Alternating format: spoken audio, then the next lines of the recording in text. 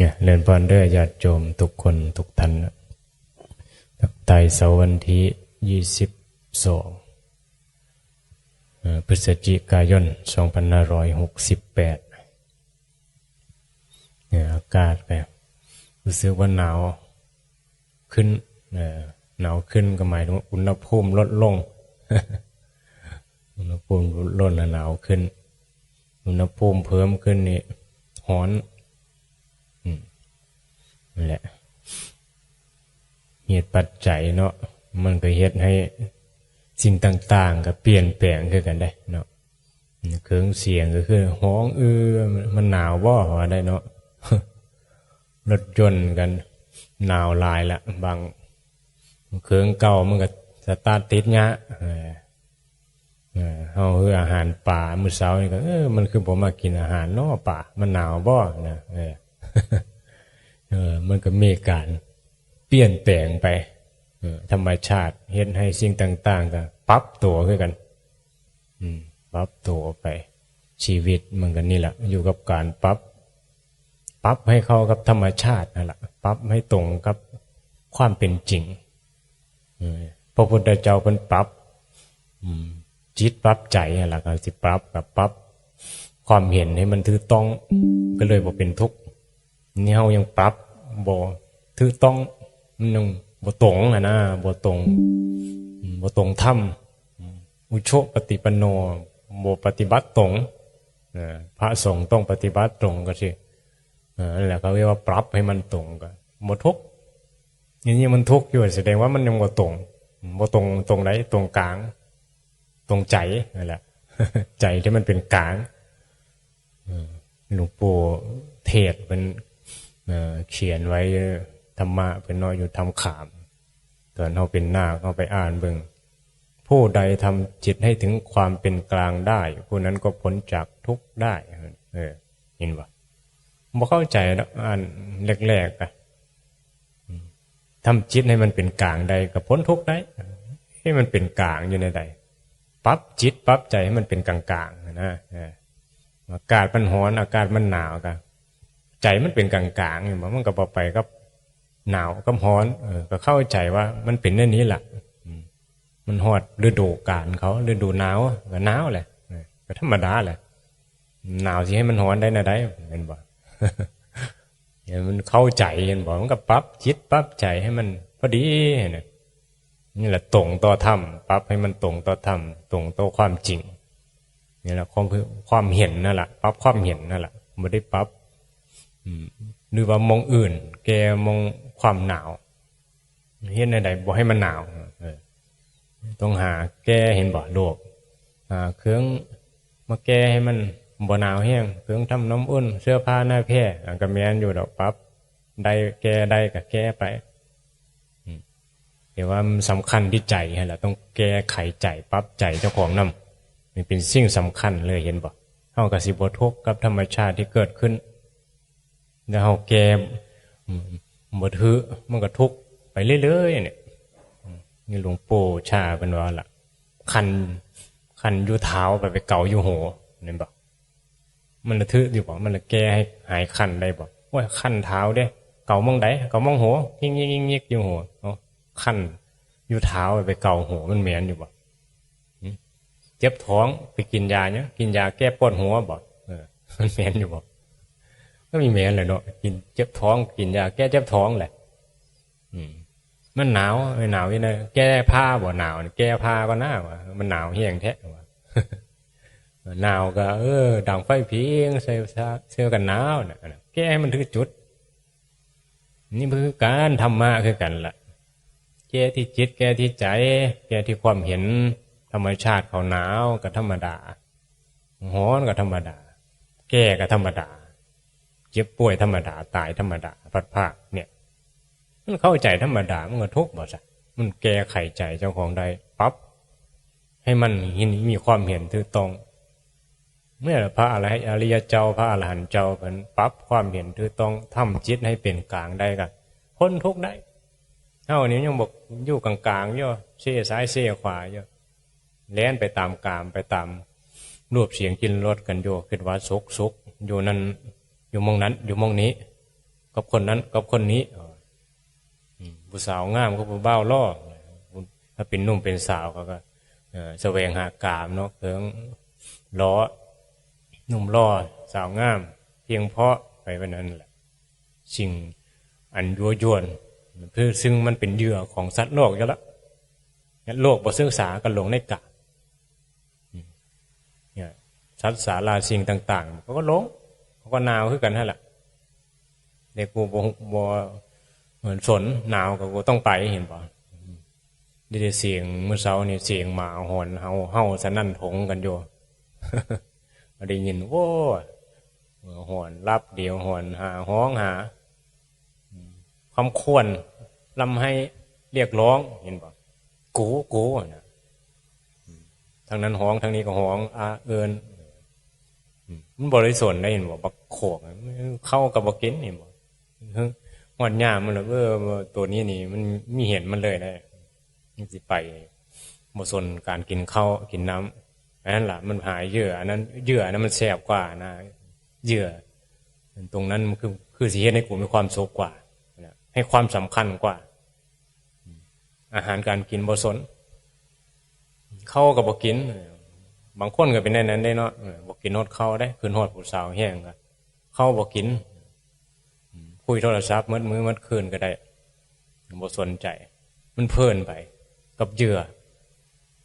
มันแสดงให้เฮาเห็นอยู่ได้แม่นบ่โลกนี่คนนั้นคนนี้นี่แต่เฮาบ่ได้น้อมมานะให้มันเป็นธรรมนะอันนี้แหละความเห็นยังบ่มีธรรมในใจก็เลยบ่มีความเห็นเป็นธรรมมีแต่ความเห็นแก่ตัวเห็นแต่ว่าได้เหยื่ออย่างสิมีความสุขคือเหยื่อเห็นแก่ตัวเหยื่อของสัตว์โลกปรารถนาความสุขกับอันนั้นอันนี้เนี่ยพุทธเจ้ามาแยกแยะให้เราเห็นถึงธรรมชาติของจิตที่ยังหลงว่าสิมีความสุขกับผู้นั้นกับผู้นี้อยู่ถ้าว่ามีความสุขพุทธเจ้าเพิ่นก็บ่ทิ่มแหละเนาะบ่ทิ่มรูปเสียงกลิ่นรสที่ว่าเฮ็ดให้เรามีความสุขเพิ่นเห็นโทษตรงนี้แหละเพิ่นแสวงหาสิ่งที่มันบ่ต้องแสวงหาเหยื่อรูปเสียงกลิ่นรสมันสุขได้ตัวเนาะเห็นบ่เพิ่นหาเจอเฮาก็มาฝึกฝนศึกษาจิตใจเจ้าของตามพระพุทธเจ้าเพิ่นแหละอริยเจ้าเพิ่นพระเพิ่นที่เพิ่นบ่ทุกข์ย้อนอีหยังนอแม้นเขามาวัดก็ยังมาหลงกันยังมาหาความสุขทุกข์กับวัดกับว่าวัดใดที่ให้เฮาสุขวัดใดรู้สึกดีสวดมนต์ม้วนเฮ็ดมีที่กรรมปฏิบัติเป็นตาพ้นทุกข์ก่อนมันบ่ได้อยู่ในข้อวัดมันบ่ได้อยู่ท้ายหยางเนี่ยมันแหละพ้นทุกข์มันอยู่ในปัญญาสติปัญญาให้มันมีสติทุกอริยบททางมันเป็นแค่เครื่องสอยกระตุ้นให้จิตมีสติไม่ได้แม้นเอาข้อวัดมาเป็นข้อยึดกลายเป็นศีลปตะปรามาสไปละต้องเฮ็ดในนี้จังพ้นทุกข์มันมีแม้นโสดาบันเพิ่นบ่ได้หลงเพิ่นมีแต่ว่าสิพ้นทุกข์ได้ก็ย้อนมีปัญญาบ่หาเรื่องกับสิ่งปรากฏนี่สิมามีเฮาหลงในข้อวัดอีหยังข้อวัดเป็นอุบายในการมีสอนให้มีสติละกิเลสบ่ได้แม้นมาเอามายึดเนี่ยให้เข้าใจในนี้มันสิพ้นทุกข์ได้ย้อนถอนความโง่ในจิตเจ้าของเท่านั้นแหละนอนป่วยอยู่ก็บ่มีกูป่วยมันก็พ้นทุกข์ได้คือพระเจ้าสุโธทนะเจ้าของนั่งสมาธิรับตาอยู่มีกูนั่งมีกูเห็นผีมีกูเห็นเทวดากูเก่งได้นี่ไอ้โง่อยู่ยังทุกข์อยู่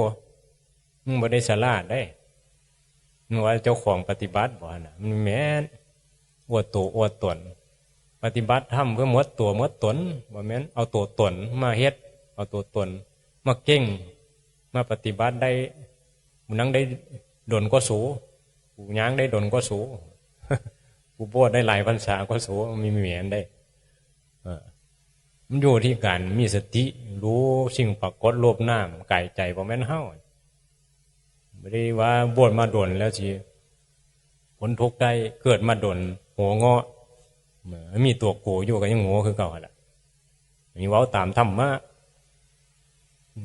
ถ้าว่าเจ้าของดลแล้วโอ้เฒ่าแล้วแก่แล้วอีหยังนอคือสิ่งที่มีสาระที่เฮาเกิดมาแล้วเฮาต้องตายได้เนี่ย โอ้กูเฒ่ากูแก่แล้วกูก็ผ่านความสุขความทุกข์มามันก็คือมีเที่ยงผู้ใดเฮ็ดให้กูมีความสุขเนี่ยเขาคือตายไปเหมือนแล้วโผล่ก็ได้ลูกก็ได้ใหญ่มากเขาก็ไปหาโผล่หาเมียเขาความสุขอยู่หม้องใดเนี่ยก็หันมาเบิ่งเจ้าของแหละแบบนี้โอ้มันให้กันบ่ได้มันต้องมีปัญญาในจิตมีธรรมะในจิตนี่โอ้คือสิ่งที่ประเสริฐแหละเนี่ยความฉลาดนี่แหละจังว่าคนเฮามันมีแต่อาศัยสิ่งนั้นสิ่งนี้นะสิมีความสุขกับอันนั้นอันนี้อยู่นั่นแหละตกเป็นทาสกิเลสในใจเจ้าของยังหลงในปรากฏการณ์ลงในเยื่อจิตยังมีอวิชชาคือความโง่ความบ่รู้มึงก็เลยต้องหาเครื่องมาสอยให้จิตนี้หลงหรือว่าอารมณ์อะไรให้มันเกิดอารมณ์ต้องหารูปมากระตุ้นให้จิตนี้มีอารมณ์เห็นบ่แล้วก็มันก็หลงในอารมณ์ว่าสุขแม้แต่บุญเห็นคือกันนั่นแหละหลงในบุญนี่ก็หลงในอารมณ์ที่เป็นสุขอารมณ์ที่น่าใคร่คือเทวดาคือเขาทำบุญกันเมาบุญนี่แหละมันยังมีตัวตนอยู่ได้ยังเป็นกิเลสอยู่เด้อแต่เป็นกิเลสไฟดีอยู่มันก็ดีกว่ากิเลสไฟโสคือบาปนั่นแหละทำบุญมันก็ไปเป็นเทวดาได้แต่ยังดีกว่าทำบาปตกนรกผลก็คือเป็นทุกข์นั่นแหละเป็นเปรตเป็นผีไปนี่ละนี่ให้เราเฮาหูให้เฮาหูจักเหตุเมื่อที่เฮาเฮ็ดเนี่ยผลมันมาเป็นอันนี้วันนี้เขาเลยสร้างเหตุให้แม่นบอกสร้างเหตุให้มันเถอะแหละมันจังผลมันจังมาเป็นอันนี้นี่พัดโอ้ยบางเถอะก็ผลมันยังไม่เกิดขึ้นก็ท้อแท้ได้บางคนเนี่ยบอกทำบุญไปผลบุญคือบ่ซอยบอกว่าคือเท่าอันนึงเนาะที่ว่าทำบุญตลอดชีวิตโผเมกันขอทานมาแต่ว่ามักทำบุญนะจนตายอันเดียวโผตายนี่ก็ถือเสือกินฟ้าผ้าโผตายเสือก็มากินเลยเตียงโหแบบนี้เอ้าเท่าเราทำบุญมาเมียบ่ซื้อนะเมียก็บ่ค่อยศรัทธาเท่าไหร่ในการทำบุญเห็นโผทำบุญตลอดมีมากมีน้อยเราก็ต้องแบ่งมาทำบุญละสุดท้ายตายเลยเตเสือก็มากินฟ้าผ้าตายเสือมากินเลยเตโหเราก็เลยเขียนเสื้อหน้าผ้าผูกไว้ว่าบุญบ่ซอยเห็นบุญมาตลอดชีวิตคือบุญคือบ่มาซอยคือยังได้ตายแบบสมเพศตายถือผ้าตายปัดเสือมันยังมากินเลยเตโหบัดนี้มันบ่ซอยบ่มีอีหลีเนาะบุญเราบ่ซื้อผัวตายไปวันนี้มันมาเกิดเป็นลูกเศรษฐีเนาะผัวเจ้าของก็เลี้ร่อนไปหาไปอยู่ย้ายไปเมืองนั้นเมืองนี้เขาก็ประกาศแล้วลูกเศรษฐีมันได้รู้มาแบบรู้แบบให้ตลอดบ่เศร้านะหาคนมาเลี้ยงหาพี่เลี้ยงนั่นแหละใหญ่นี่เราก็ไปรับสมัครเลี้ยงเบื้องหน้าไปเห็นแล้วไปเห็นลูกเศรษฐีนี่ที่เจ้าของเขียนไว้ฮะละยุนภะโผฮะละว่าบุญบ่ซอยก็จำได้แล้วตัวหนังสือเจ้าของโอ้เรามาเกิดเป็นลูกเศรษฐีตัวนี่เห็นโผเจ้าของจากดิชาติที่แล้วผลบุญส่งมาจากชาติที่แล้วบ่ให้ผลแต่ว่ามันให้ผลชาติหน้านี่เด้เราสมมติเขาเฮ็ดบุญนี้มันอาจจะบ่ส่งผลก็ได้ชาตินี้แต่อาจจะไปส่งผลในชาติหน้าบุญกุศลที่เราเฮ็ดเห็นบ่เราบ่เสือบัดนี้เราเสือได้ว่าโอ้มันผลบุญมันมีแม้นว่าเฮ็ดปุ๊บมันสิให้ผลปั๊บมันก็เป็นสวงมันเป็นเหตุปัจจัยบาปเฮาอาจสิหลายแม่นบ่บาปเฮาจากอดีตชาติอาจสิหลายก็ส่งผลมาก่อนแต่บุญที่เฮ็ดนี่มันก็ต้องได้ผลแน่นอนล่ะแม่นบ่นี่แหละว่าเหตุที่มันดีมันก็ต้องดีแน่นอนแต่มันยังบ่ให้ผลคือปลูกต้นไม้บางชนิดมันก็ให้ผลเร็วปลูกถั่วงอกนี่คืนนึงมันก็ได้กินแม่นบ่ผักบุ้งก็30มื้อมีฮอดแตงโมก็จักเดือน2เดือน3เดือนเห็นบ่ข้าวก็หลายเดือนเด้มะพร้าวก็หลายปีนั่นก็แต่ว่าก็เฮ็ดก็ปุคือกันเห็นบ่ก็ปุต้นไม้คือกันแต่ว่าผลที่ใดมันกว่าสิมันสิให้ผลก็ต่างกัน นั้นทำความดีทำบุญไปก็เหตุปัจจัยมันสิให้ผลก็ต่างกันอยู่อันนี้ก็เป็นเรื่องของกรรมที่บางคนเฮ็ดบุญกับบ่เสือบุญกันย้อนว่าผลบ่ให้เฮ็ดบุญแล้วไม่เห็นถือเลขบ่เห็นหายป่วยอย่างต่างๆเกิดไปเห็นบ่นี่แหละถ้าเฮาเข้าใจกฎแห่งกรรมหรือกรรม12ที่พระพุทธเจ้าแสดงไว้นี่โอ้ยมันบ่ได้คิดว่ามันบ่ให้ผลดอกนะเฮ็ดกรรมใดก็ต้องได้รับกรรมนั้นและกรรมเนี่ยมันก็มาจากตัวเฮาทั้งหมดกายกรรมวจีกรรมมโนกรรมกรรมออกมาจาก3อย่างตัวเฮานี่แหละกายกรรมคือการกระทำทางกายวจีกรรมคำเว้าคำจาเนี่ยเว้าไม่ดีบ่เว้าดีเด้คิดดีคิดไม่ดีก็เรื่องของจิตอีกมโนกรรมมันก็กรรมทั้งหมดเจตนาและความคิดเห็นบ่นี่แหละตัวศึกษาธรรมะให้ได้เฮาเข้าใจเหตุต่างๆอย่างนั้นตัวเฮานี่แหละเป็นผู้เฮ็ดกรรมทั้งหมดสัตว์โลกนะบ่ว่าหูบ่หูก็ตามเมื่อทำกรรมใดแล้วเจ้าของก็ต้องได้รับกรรมนั้นมีกรรมเป็นเผ่าพันธุ์มีกรรมเป็นทายาทกรรมเป็นผู้ติดตามเจ้าของมาแล้วก็บ่มีหมดกรรมใส่เข้าไปรวดจะคิดว่าจะสิใส่กรรมหมดบ่เกิดมาใส่กรรมมีแม่นเกิดมาต้องเรียนรู้ที่จะว่าจะกรรมตัวมันจังสิแม่นผู้ฉลาดในการเรียนรู้กรรมเรียนรู้ความเป็นสัตว์โลกแม้ว่าสัตว์โลกเขาบ่ศึกษาปฏิบัติธรรมเขาก็ทำกรรมไปเรื่อยๆทำกรรมแล้วก็ต้องได้รับกรรมเพิ่นไปสุขทุกข์ไปเห็นบ่กรรมในปัจจุบันกันไปเห็นอยู่ว่าเฮ็ดอย่างที่ว่าเฮ็ดให้ประโยชน์ให้คนก็มีความสุขเหมือนบ่ทำบุญทำทานช่วยเหลือสงเคราะห์จิตอาสาต่างๆเกิดน้ำท่วมเกิดไฟไหม้ช่วยเหลือสังคมเนี่ยนี้แล้วเห็นบ่องค์กรต่างๆเขาก็มีความสุขได้เป็นบุญกุศลได้ก็เฮ็ดให้เห็นด้วยว่านี่แหละการทำบุญกรรมเฮ็ดให้มีความสุขทำบาปกรรมเด้ไปด่าเขาเด้ไปฆ่าเขาเด้ขโมยเขาเด้ก็เป็นทุกข์ก็เห็นอยู่ว่ามันเป็นทุกข์นะก็บาปกรรมนี่ผลในชาตินี้ก็เห็นอยู่พระพุทธเจ้าว่าทิฏฐธรรมเวทเนกยกรรมเป็นบ่กรรมที่ทำในชาตินี้แล้วก็ให้ผลในชาตินี้อุปชาเวทนียกรรมกรรมจากชาติที่แล้วอปราประเวทนียกรรมกรรมจาก10 ชาติ100 ชาติ1,000 ชาตินั่นแหละล้านชาติก็มีนั่นแหละไม่เหมือนน้อยๆเวียนว่ายตายเกิดเนี่ยโอโหสิกรรมกับกรรมที่ว่าให้ผลแล้วก็มันก็หมดไปรวมทั้งพระอรหันต์เพิ่นก็อโหสิกรรมได้พระอรหันต์นี่ก็คือบ่มีเครียดแค้นบ่มีฮักบ่มีสั่งไผนะเกิดขึ้นตั้งอยู่ดับไปคือมองเป็นธรรมแล้วอัตโนมัติแล้วก็เลยเป็นอโหสิกรรมเห็นบ่เฮานี่อโหสิกรรมได้อยู่บ่เขามาด่าเนี่ยเขามาส้มเนี่ยมันบ่แม่นเนี่ยมันต่อกรรมไปเรื่อยๆได้พวกนั้นดีก็โกอีนี้ดีก็โกมีไปเห็นอย่างแล้วก็มันปรุงแต่งแล้วบ่พอใจอันนั้นก็เป็นกรรมมาแล้วเบ้อพอใจก็เป็นกรรมบ่พอใจก็เป็นกรรมมันมีเจตนาในใจที่มันเป็นสุขเป็นทุกข์มีกูหั่นล่ะอันนั้นล่ะมีกูหั่นล่ะมีกรรมครูบาอาจารย์ยังสอนว่าอย่ามีกูมันก็ไม่มีกรรมนั่นแหละมันเป็นธรรมนั่นแหละมันไม่ทุกข์อย่างว่าหนังบ่มีเฮาหนังกินบ่มีเฮากินย่างบ่มีเฮาย่างนี่ขี้บ่มีเฮาขี้นี่ให้มันเป็นธรรมะมันเป็นธรรมชาตินี่แหละคำสอนที่ง่ายๆครูบาอาจารย์มาสรุปให้เฮาประพฤติปฏิบัติโยมเขาหูธรรมะเขาก็ปฏิบัติแซงพระไปพร้อมแซงเมสซี่ไปพร้อมเมสซี่แล้วคือแต่ว่าเพิ่นเป็นผู้ปฏิบัติใส่สุดเหลืองสุดขาวสำรวมว่ากูน่ะเบิ่งจิตเจ้าของให้มันดีๆมันมีกูบ่มันมีกูมันก็มีกรรมมันก็มีทุกข์นั่นแหละเฮ็ดหยังไปให้แล้วเอา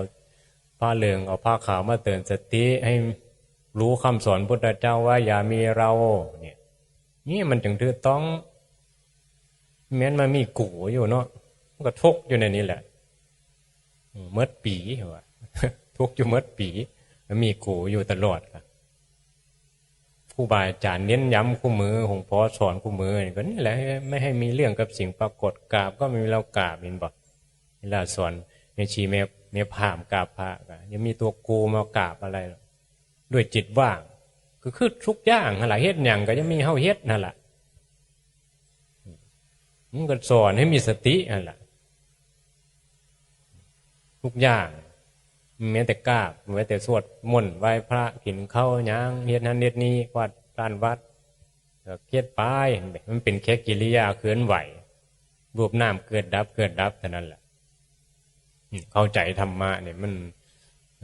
ง่ายสบายแหละแต่สำคัญนั่นแหละเราต้องตั้งจิตตั้งใจให้มีสติในการปฏิบัติให้มันเป็นอัตโนมัติมันก็สิไหลไปเป็นอัตโนมัติก็สบายแหละแม่นบ่ผู้ตกกระแสแล้วนะตกกระแสมันก็หมายถึงว่าตกน้